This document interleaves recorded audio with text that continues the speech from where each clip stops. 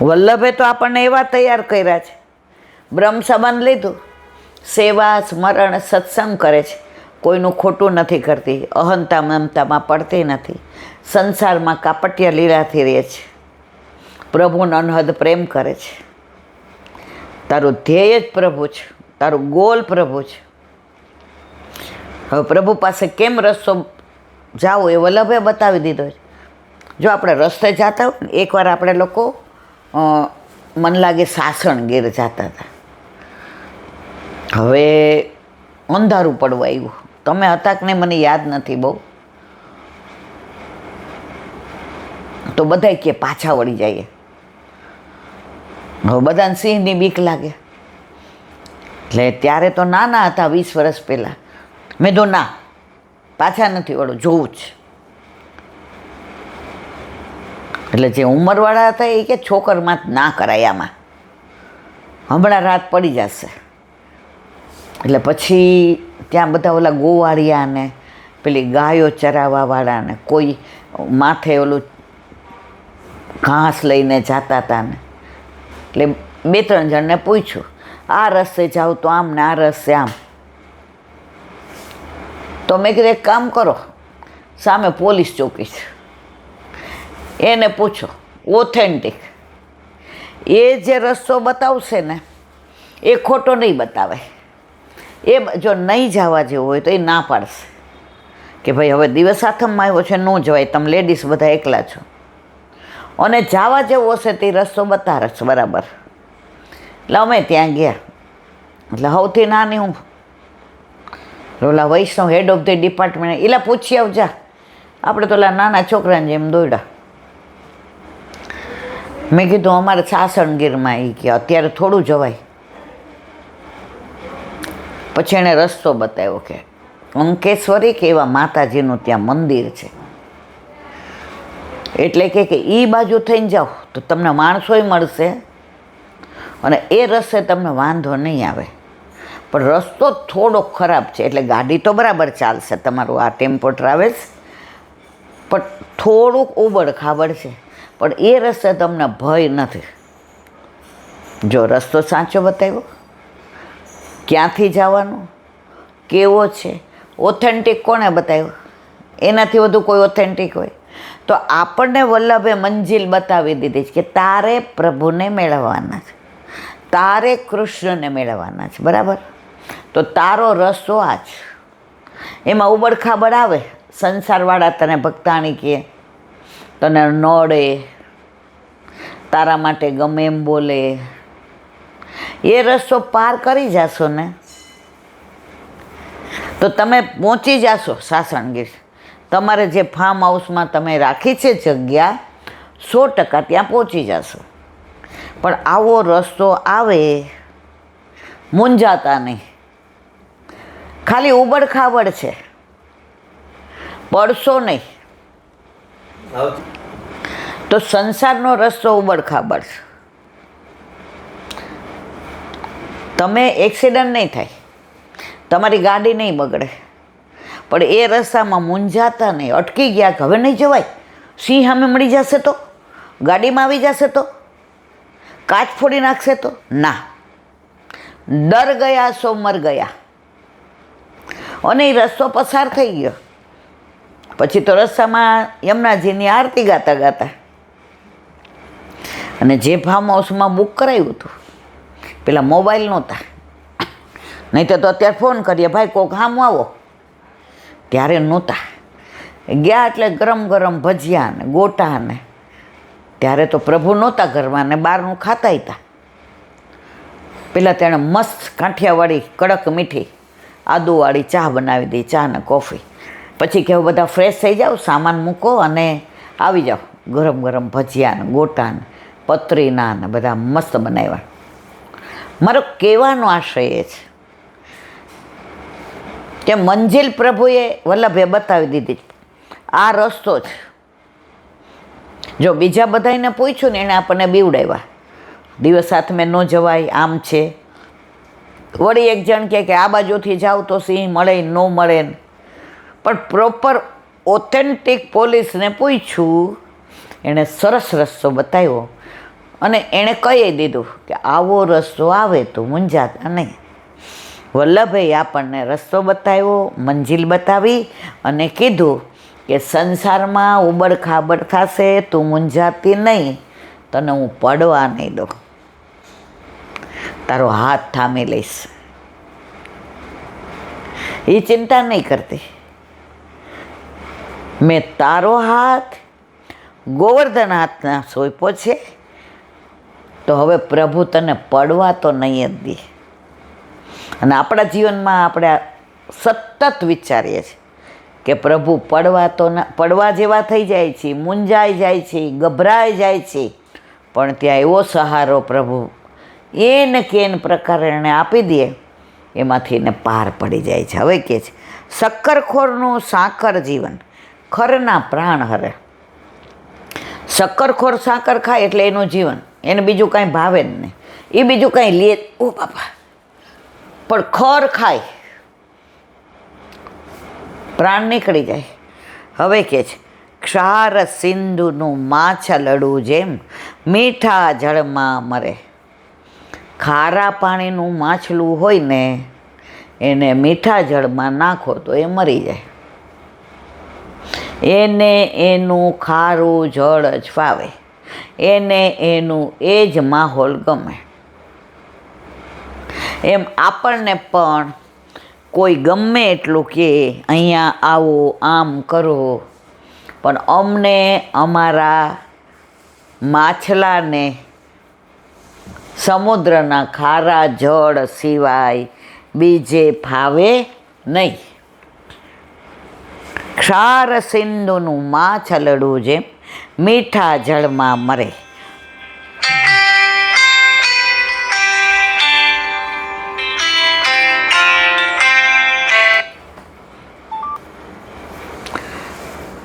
સોમવેલી રસપાન શુદ્ધ છે, બ્રાહ્મણ હોય તે કરે. સોમવેલી આપણે દર્શન કર્યા હતા. સોમવેલી એ એક જાતની વેલ છે, અમૃત વેલ છે. એ જ્યારે આ સોમયજ્ઞ થાય ને, આપણે પાંડાસણ ગયા હતા, યાદ છે તમને? ત્યારે આપણને જે સોમવેલીની વેલ બતાવી હતી એ ખાસ એમાં જોઈએ છે.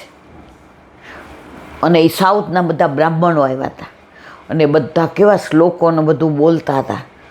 અને એ ઓલા હિરણથીને એમણે અગ્નિ પ્રગટ કર્યો હતો અને એમાંથી ને આ પેલો યજ્ઞ કર્યો હતો.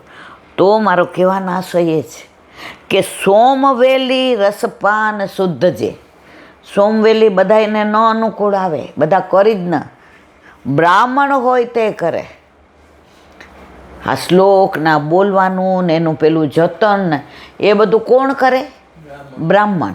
એને અત્યારે તો શુદ્ધ શ્લોક એ મેળવા બહુ મુશ્કેલ છે, પણ એ બધા ત્યાંથી આવ્યા હતા બ્રાહ્મણો. આપણે પાંડાસણ ગયા, પેલો સોમયજ્ઞ હતો, અને કેવા શ્લોકો બોલે કે તમને સમજાય નહીં, સંસ્કૃત ન આવડે તોય તમે અંદર તન્મય થઈ જતા. તમને ત્યાંથી ઊભું થવાનું મન નહોતું થતું. ગીર્દી કેટલી હતી. આજે મારે આટલી પગને હું ઊભી નહોતી રહી શકતી, પણ છેલ્લે તો એ લોકોએ જે આમ પેલું માહોલ એવું થઈ ગયું કે 1 સેકન્ડ ઊભી રહી, હું 10 મિનિટ ઊભી રહી હતી. ભલે પછી મને એક ભાઈ ખુરશી આપી, બેન તમે બેસો, પણ આ સોમવેલી સોમયજ્ઞમાં હોય.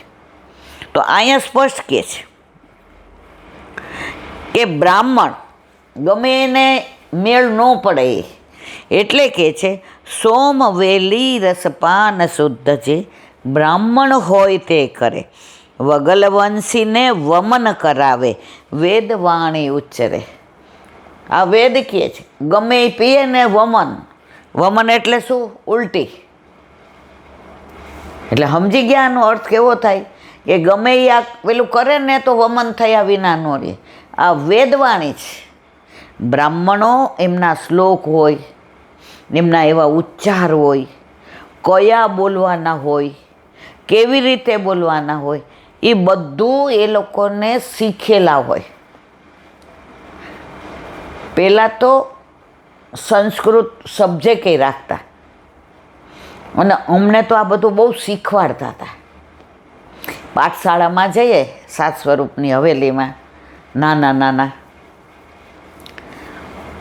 તો હમણાં શુદ્ધ ઉચ્ચાર, ભલે હજી મારા તો એટલા સારા નથી, હું તો ભૂલ કરું છું, પણ આ શુદ્ધ ઉચ્ચાર સર્વોત્તમ સ્તોત્ર અમને નહોતું આવડતા, એમાં બહુ ભૂલ પડે, કારણ કે યમનાષ્ટક સરળ છે. આમાં તમે જુઓ ને તો થોડુંક ભૂલ પડે જ તમારી ઉચ્ચારમાં, અને ઉચ્ચારમાં ભૂલ પડે ને એટલે એમાં અર્થનો અનર્થ થઈ જાય. ઓલું વૃત્રાસુરની ચતુશ્લોકી જેવું કે ઇન્દ્ર, મારો પુત્ર એવો થાય કે ઇન્દ્રને મારે, તો શ્લોકમાં ભૂલ પડી, ઇન્દ્રથી મરાયો. તો આ શ્લોકનું બધું એવું છે. તો અહીંયા શું કહે છે? વગલવંશીને વમન કરાવે વેદવાણી ઉચ્ચરે. આ બધું આપણને સમજાવે છે. એવો માર્ગ શ્રી વલ્લભ વર્ણો રે, જ્યાં પ્રવેશ નહીં વિધિહરનો. વૈષ્ણવ હોય, બ્રહ્મ સંબંધ લીધું હોય, એ વલ્લભને ઓળખે, વલ્લભના માર્ગ પર ચાલે, વલ્લભના સિદ્ધાંતોને સમજે, વલ્લભનું માને, વલ્લભને માને, સેવા સ્મરણ સત્સંગ કરે. તો અહીંયા શું કહે છે? સોમવેલી રસપાન શુદ્ધ છે, બ્રાહ્મણ હોય તે કરે, વગલવંશીને વમન કરાવે વેદવાણી ઉચ્ચરે. હવે આગળ કહે છે, ઉત્તમ વસ્તુ અધિકાર વિના તદપી અર્થ નવસરે. ઉત્તમ વસ્તુ તમે અધિકાર વિના આપી દો ને, એનો કોઈ મતલબ નહીં. ઓલાને રસ્તામાંથી હીરો મળ્યો, કાચિયાને શાકવાળાને, એ કે લે ચમકે છે, મસ્ત છે, લારી મૂકી દીધો. આવતા જતા જોવે બધા, હીરો જોવાને બદલે મારે શાક તો વેચાય. બધા વાહ. એમાં એક જણે કીધું, એ કે આ હીરો મને આપી દે, હું તને 12 મહિનાનો અનાજ ભરી દઉં. ઓલો કે કાંઈક લોચા લાગે છો, નહીંતર આ વાણીઓ આપણને કાંઈ ના 12 મહિનાનો અનાજ ન ભરી દે. કે એ કે ના ભલે ને, મારી ગાડી, મારી રેકડીમાં, અહીંયા આપણે રેકડી કાંઈ, હું કે લારી. આગળ આવ્યો, કાપડિયો મળ્યો. એ કે વાહ. પછી કે આ તો બહુ સરસ છે, આ શું છે? ચમકતો પથ્થર, હીરોય નથી કહેતો, ચમકતો પથ્થર. એ કે મને આપી દે,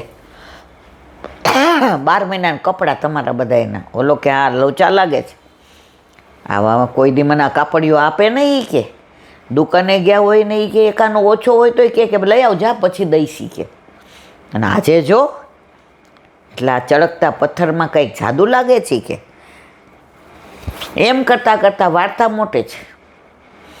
ઝવેરીને ત્યાં ગયા, હંમેશા હીરો ઝવેરી જ પારખે. એમ આપણો વલ્લભ ઝવેરી છે, જે આ બધા દૈવી જીવ હોય ને એને પારખી પારખીને ગોવર્ધનનાથજીના હાથમાં વલ્લભ સિવાય કોઈ ન સોંપે. ગમે એ બ્રહ્મ સંબંધ દઈ શકે. વચ્ચે ઓલા નીકળાતા ભાઈજાન ફાઈજાન બધા હાઈલા, જેનાથી લેવાતું હોય, જેને આજ્ઞા હોય એ જ દઈ શકે. હવે ઝવેરી તો કે ભાઈ આ હીરાની કિંમત એટલી બધી છે કે આ દુકાન આખી તને દઈ દઉં તો ઓછી પડે, તું રાજા પાસે જા, સાચી સલાહ આપી. તો એ કોણ છે? ઝવેરી ભગવદીઓ છે.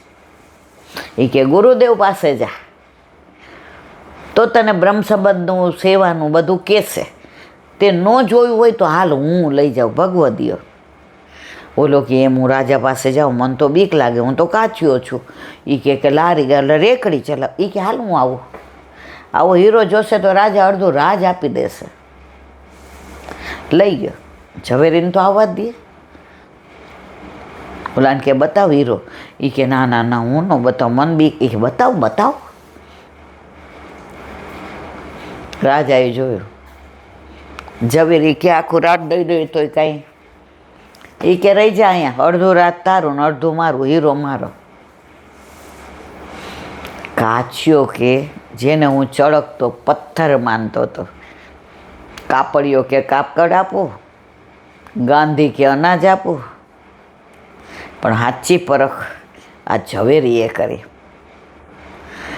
એમ જે પુષ્ટિ માર્ગમાં આવે છે એની પરખ વલ્લભ કરે ને પછી એનું રાજ બધું આપણને આપી દે છે. સર્વસ્વ હીરો, આપણે જેને ચળકતો પથ્થર માનતા હતા, નિધિ પધરાવી દીધી. નિધિ એટલે શું? ખજાનો, હીરો. વલ્લભના ઘેર બધા નિધિ સ્વરૂપ. આપણા ઘરે પણ, આપણા ઘરે આપણે માથે બિરાજતા આપણા ઠાકોરજી આપણી નિધિ છે. એનાથી મોટી નિધિ કોઈ હોઈ શકે જ નહીં. તો હીરો પાયખો ને. તો અહીંયા શું કહે છે? ઉત્તમ વસ્તુ અધિકાર વિના તદપી અર્થ. જો ઉત્તમ વસ્તુ મળી ઓલા કાછિયાને, તો એ હું મારી ગાડીમાં, મારી લારીમાં બધા જુએ ચળકતો પથ્થર, તો શાક લેવા આવે. જો શાક જેટલી કિંમત, ગાંધીએ અનાજ જેટલી કરી, કાપડિયાએ કાપડ જેટલી કરી, પણ ઝવેરીએ કરીને એને બરાબર લઈ ગયા. તો અહીંયા શું કહે છે? ઉત્તમ વસ્તુ અધિકાર વિના મળે તદપી અર્થ નવસરે. દાખલો આપ્યો છે, મત્સ્ય ભોગી બગલો મુક્તા ફલ દેખી ચંચુ ન બુરે. ઓલો બગલો છે ને, બધા આપણે અહીંયા હરવા ઠગ ભગત છે. બગલા હોય ને આમ એવા, આમ ભગવાનનું નામ લેતા હોય, આમ બેઠા હોય, પણ હા તમારો બેટો જેવું માટલું આવે ઢાળ કરતું મોઢામાં નાખી દે. તમારે આમ સામું જોતો હોય ખબર ન પડે, માટલું મોઢામાં નાખી દીધું.